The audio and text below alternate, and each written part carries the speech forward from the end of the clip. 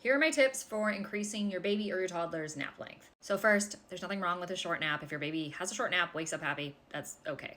But if we're hoping for a nice long break in the middle of the day, there are some things that you can do to help encourage your baby to nap longer without any sleep training. So first, you want to look at your wake window before your nap. If that wake window is off, it's a little bit too long, a little bit too short, that is going to affect whether or not your child's going to consolidate their nap and link those sleep cycles. So first, I always recommend tracking the sleep so you can kind of see what those wake windows look like. If you notice that there are some longer naps, we want to look at the wake window prior to that. If there are no long naps, then we want to start experimenting.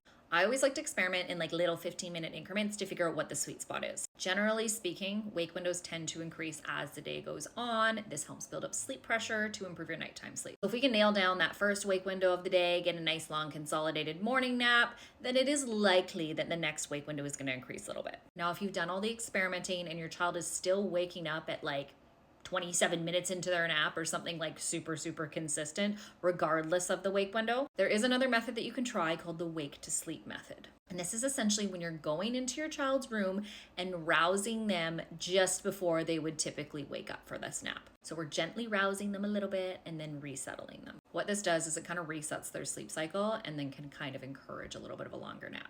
Now, I'm not gonna lie, this method tends to backfire, but it does work well for some children. So it is worth trying if you've experimented with all the other stuff. Another thing that I like to look at is sleep environment. If your sleep environment is not dark enough, then it is more likely that your child is going to fully wake up between those sleep cycles and then you end up with a short nap. And just a reminder that I generally don't see a lot of nap consolidation prior to that 6-7 month mark, besides the newborn stage when a lot of babies just sleep all the time.